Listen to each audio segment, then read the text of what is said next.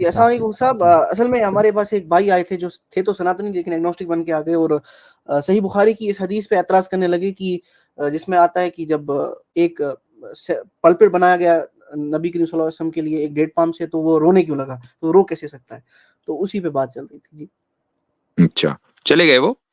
नहीं नहीं, मौजूद है, यही है मनी भाई, मौजूद है। क्या हाल चाल? अच्छा, जी जी बिल्कुल ठीक। जी भाई, तो इसमें प्रॉब्लम क्या है? कि खजूर रो कैसे रहा था, जरा एक्सप्लेन कर दीजिए। नहीं, कैसे का सवाल नहीं है, प्रोसीजर नहीं पूछा, मैं पूछ रहा हूँ कि इसकी इम्पॉसिबिलिटी बताइए कैसे है। इम्पॉसिबल है ना सर, आप रुलवा कर दिखा दीजिए। मैं पल को बनाता हूँ, कैसे रोएगा बता दीजिए आप। मैंने तो नहीं रुलाया था ना, ये तो रुलाया था अल्लाह ने, जिस जो क्रिएट करने वाला है। आप ये बताइए कि इसमें इम्पॉसिबिलिटी कैसे साबित करेंगे? Just because you something is not is beyond your power, इसका मतलब ये तो नहीं है कि वो इम्पॉसिबल है। क्यों नहीं है सर इम्पॉसिबल? इसका मतलब तो मैं ये तो मान आपका दावा हुआ ना, ये आपका दावा है, आप बार बार रटे जा रहे हैं इम्पॉसिबल इम्पॉसिबल। कैसे है वो बताइए, खुदा के लिए ये काम करना इम्पॉसिबल है, इसको साबित करें। आप मानते हैं कि खुदा इम्पॉसिबल चीज को कर सकता है? नहीं भाई, ये तो आप कह रहे हैं ना, बताओ उसको इम्पॉसिबल। इम्पॉसिबल के, अच्छा इम्पॉसिबल के डेफिनेशन क्या है? इम्पॉसिबल की जो चीज नहीं हो सकती। जो चीज नहीं हो सकती वो इम्पॉसिबल है। ये बताइए खजूर रो कैसे? मेरे पास एक मतलब खजूर इम्पॉसिबल की जो डेफिनेशन है मैंने आपसे वो पूछी है, वो क्या है? अच्छा वो तो दिया जो नहीं हो सकती, मेरे सामने सेब पड़ा, उसे रुलवा कर दिखा दीजिए। इम्पॉसिबल चीज भाई वो नहीं आप, रोएगा। ऑब्वियसली बात है कि आपके लिए वो पॉसिबल नहीं है, क्योंकि आप ह्यूमन हो विद लिमिटेड पावर। हम ये पूछ रहे हैं कि एक जात के जिसके पास अनलिमिटेड पावर है, जिसने खजूर के दरख्त को जिस तरह चाहा क्रिएट कर दिया, तो वो उसको उस लॉ को डिफाई क्यों नहीं कर सकता? मैं और आप तो अंडर द लॉ हैं, लेकिन जो लॉ गिवर है वो लॉ को डिफाई क्यों नहीं कर सकता? तो मान रहे हो ना सर आप कि वो रो सकता है और इम्पॉसिबल चीज कर सकता है खुदा आपका, तो वो खजूर को रुलवा मैंने सकता आपसे है क्या कहा? मैं नहीं नहीं नहीं नहीं नहीं नहीं, मैंने क्या कहा? वो मेरे और आपके लिए इम्पॉसिबल है करना, क्योंकि हम अंडर द लॉ हैं। हम अंडर द लॉ हैं, हम अंडर द लॉ हैं। जो लॉ गिवर है उसके लिए मुझे बताइए कि क्या ये चीज इम्पॉसिबल है? बिल्कुल सर, खुदा जादूगर नहीं हो सकता जहां तक है मुझे। तो ये आपका दावा हुआ, ये आपका दावा हुआ, और आई नो के बहुत लिमिटेड आईक्यू के वजह से यही सब चीजें आती हैं। सिंपल सी बात है, मैंने आपसे एक सिंपल सा सवाल किया है कि अगर एक जात है कि जिसके पास अनलिमिटेड पावर है, तो जितनी भी चीजें पॉसिबल एग्जिस्टेंट हैं, जितनी भी चीजें पॉसिबल एग्जिस्टेंट हैं, उन सब को के ऊपर अल्लाह ताला कुदरत रखेगा, अनलेस ये कि, अब मैं बताता हूं इम्पॉसिबल किसे कहते हैं। इम्पॉसिबल वो चीज होती है, अब मुझे भी सुन लें ताकि भाई, अब मुझे सुनिए आप। इम्पॉसिबल वो चीज होती है कि जिसके मान लेने से ये कोई ऐसी चीज लाजिम आ जाए कि जो पूरी इंसानियत शुरू से लेकर आज तक जिसको इमेजिन ना कर सके, जिसको इमेजिन ना कर सके, या मसलन उससे कोई फैलेसी लाजिम आ जाए। उसकी मैं दो मिसालें देता हूं। पहली मिसाल है 2+2=5। पूरी इंसानियत शुरू से लेकर आज तक किसको इमेजिन नहीं कर सकती, यह है पहली मिसाल। दूसरी मिसाल, खुदा का किसी अवतार की शक्ल में दुनिया में आना। चूंकि खुदा का अवतार की शक्ल में आने का मतलब है कॉन्ट्रडिक्शन के एक अनलिमिटेड पावर वाला लिमिटेड बन गया, जबकि कोई भी अनलिमिटेड पावर वाला अपनी अपनी जो पावर्स हैं उनको लेट गो नहीं करता। किसी को कोई क्यों शौक पड़ा है कि वो अपनी पावर छोड़ के लिमिटेड बन जाए? मतलब प्रधानमंत्री को या वजीर आजम को क्या शौक चढ़ा के वो चपड़ासी बन जाए? प्रधानमंत्री प्रधानमंत्री रहेगा, प्रेसिडेंट प्रेसिडेंट रहेगा। तो ये फैलसीज हैं। तो अगर ये फैलसीज लाजिम नहीं आ रही हैं, तो वो सारी की सारी चीजें फिर अल्लाह ताला की या उस जात की कि जिसने क्रिएट किया, आप उसको जो भी बुलाएं, वो उसकी कुदरत में है।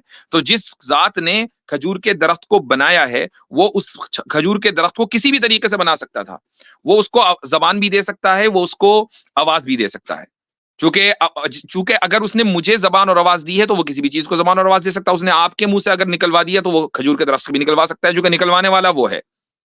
जी हाँ सर, आपने कहा कि खजूर रो नहीं सकता और ये हमारे लिहाज से इम्पॉसिबल चीज है क्योंकि ये हमारा अकीदा है।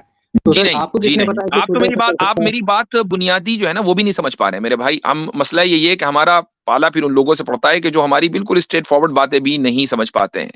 मैं ये कह रहा हूं कि मेरे और आपके लिए ये काम करना मुमकिन नहीं है। यानी मैं अगर चाहूं कि खजूर के दरख्त में से आवाज निकाल दूं, मैं नहीं कर सकता। मैं किसी खजूर के दरख्त को रुला नहीं सकता। क्यों? इसलिए कि मैं खुदा नहीं हूं।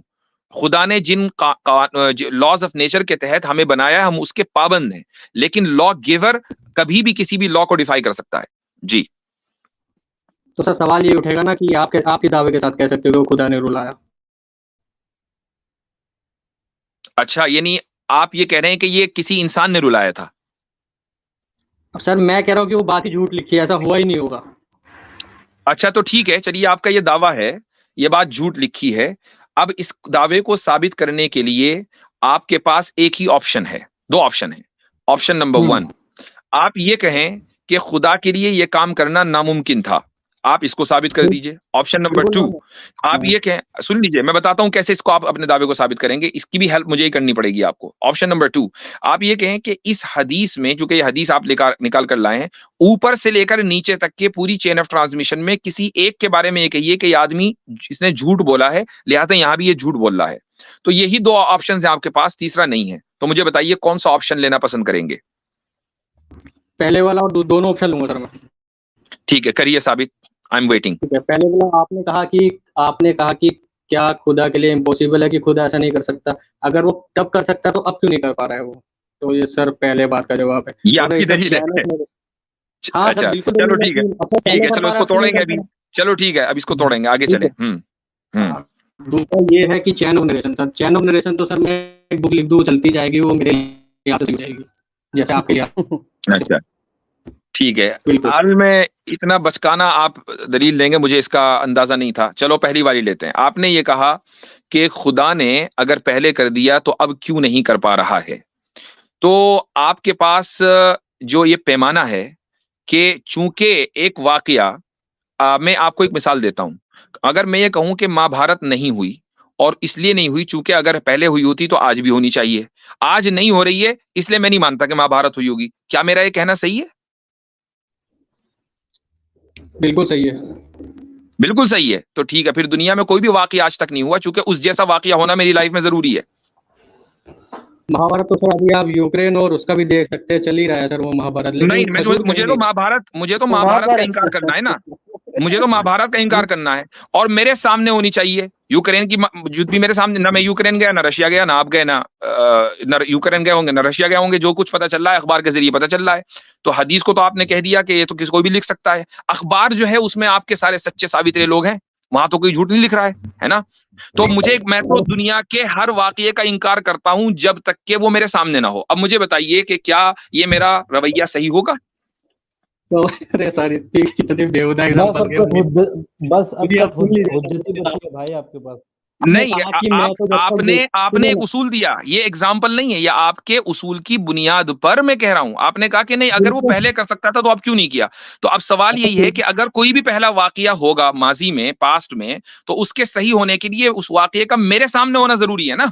आपकी लॉजिक से तो ये बेहूदगी आपकी तरफ से हो रही है। ये बेहूदगी आपकी तरफ से, हमारी तरफ से नहीं है। क्योंकि उस वाकये का सही होने के लिए अगर उसका ऑब्जर्वेशन जरूरी है आपकी लाइफ में, हर वाकये का, तभी आप इस लॉजिक को इस्तेमाल करेंगे, वरना नहीं कर सकते। तो सर यूक्रेन वाले पे आ जाए, क्या यूक्रेन का मैं साबित कर दूं कि हुआ है सर युद्ध?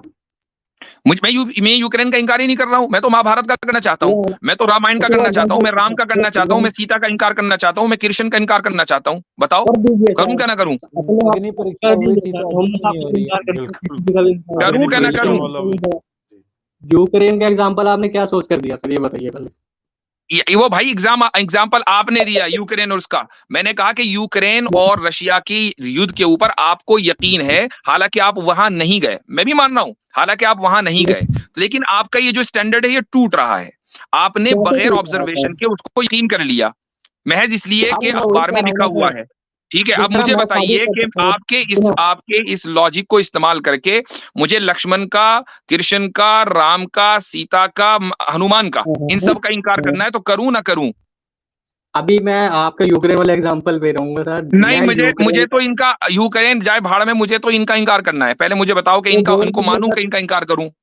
तो माफी मांगी कि यूक्रेन का जो एग्जांपल दिया गलत दिया मैंने। मैं पहले आप मुझे बताइए कि इनका इनकार करूं या ना करूं? आपने हाँ कर दिए सर, आप यूक्रेन पे आ जाइए। इनका इनकार कर दूं, ठीक है, ठीक है। तो इसका मतलब आप भी इस चीज को तस्लीम कर रहे हैं, आप भी इस चीज को तस्लीम कर रहे हैं, चूंकि ये उसूल आपका है, मेरा नहीं है, ये उसूल आपका है। तो अगर आपके इस उसूल का इसको इस्तेमाल करके राम भी गए और जनाब लक्ष्मण भी गए, कृष्ण भी गए, सारे गायब हो गए, तो फिर क्या आप भी इन सब का इनकार कर रहे हैं? सर वो जादूगर तो नहीं थे ना, एक इंसान थे ना, यहाँ तो जादू हो रहा था। आप भी अजीब, वह हनुमान जी का जादू था ना कि वो सूरज को जो है फल समझकर निकल गए थे, वो जादू ही तो था हनुमान का, वो क्या था? चलिए सर, चलिए सर सुनो। हाँ हाँ, नहीं चलिए, कहाँ चलिए भाई, वो जरा ये तो बताएं कि हनुमान जी जो है वो जो सूरज को निकले थे संतरा समझकर, वो कौन सा जादू था? सर मैं वो संतरा जो था वो मीठा था, फीका था, जरा ये तो पता चले। तो सुन लीजिए ना सर, अब जवाब सुन लीजिए, अब 1 मिनट सुन लो सर। जी हाँ, अब बताइए जरा हनुमान ने क्या निकला था? हाँ जी जी, सुनिए ना, मैं इस बात हनुमान पे बात होगी, को हनुमान ने क्या निकला था इस पर बात होगी। हाँ, किसी ने सूरज निकल लिया और कोई गधे पे बैठकर उड़ गया, इन दोनों को बेवकूफ मानता हूँ। चलिए ठीक है, तो आप हनुमान को बेवकूफ मान रहे हैं, ठीक है, आपका वर्ल्ड व्यू है, आप जिसको बेवकूफ माने, आप जाने, आपका वो वर्ल्ड व्यू है कि आप हनुमान को बेवकूफ मान रहे हैं, तो कहिए कि जी हाँ जी मैं हनुमान को बेवकूफ मानता हूं। हमारा वर्ल्ड व्यू है, हम हनुमान को बेवकूफ नहीं मानते, हम इतने गिरे हुए नहीं है कि हम दूसरे मजहब के जो मोतबर लोग हैं या डीटीज हैं, हम उनको बेवकूफ के, हम इतने गिरे हुए नहीं हैं आप लोगों की तरह, ठीक है। हम तो ये कहते हैं कि एक आदमी का, हम ये कहते हैं कि हम एक आदमी का स्टैंडर्ड जो ना एक होना चाहिए, इसको बोला जाता है कंसिस्टेंसी। अगर वो स्टैंडर्ड एक नहीं है तो फिर वो आदमी बेवकूफ है कि जो अपना स्टैंडर्ड हमेशा बदल देता है। तो आप ये कहते हैं कि किसी भी वाकये के लिए सही होने के लिए, अब मैं जा रहा हूं वापस खजूर वाले वाकये पे, किसी भी वाकये के सही होने के लिए उसका मेरे सामने होना जरूरी है। इस स्टैंडर्ड को जो आपने दिया है इसको आप सही साबित करें। सर मेरा सवाल है वो रोया कैसे, वो होना या नहीं होना तो सवाल ही नहीं था। नहीं, आपने मुझसे ये कहा कि अगर ये अल्लाह कर सकता है पहले तो आज क्यों नहीं कर रहा है। तो आपके इस उसूल का मुझे जवाब चाहिए कि क्या किसी भी काम के पास्ट में सही होने के लिए उसका प्रेजेंट में दोबारा होना जरूरी है? आप इसका मुझे जवाब दे दीजिए। पहले 3 गियर बक्से की गाड़ी चलती थी, 6 गियर बक्से की गाड़ी चली, तो यानी माजी का कोई भी वाकया उस वक्त तक सिद्ध नहीं हो सकता जब तक कि वो प्रेजेंट में रिपीट ना हो। वाह भाई वाह, ये देखें, ये आप लोग भैया कहाँ से आते हो, किधर से सीख कर आते हो, कहाँ की लॉजिक है ये कि एक वाकया पास्ट में अगर हुआ है तो उसका सही होने के लिए जरूरी है कि वो अभी प्रेजेंट में हो। यानी अलेक्जेंडर ने दुनिया फतह नहीं की, चूंकि उसने मेरे सामने दुनिया फतह नहीं की, अगर मैं आज के दौर में देखूंगा तो अलेक्जेंडर फतह करेगा। इंडिया पाकिस्तान की जंग भी नहीं हुई, 1947 में मुल्क आजाद नहीं हुआ, कुछ भी नहीं हुआ, चूंकि सब हमारे सामने नहीं हुआ। हुए थे कि नहीं हजरत? कमाल हो गए, ये पैदा भी नहीं हुए, ये पैदा भी नहीं हुए क्योंकि हमारे सामने तो निकले नहीं अंदर से।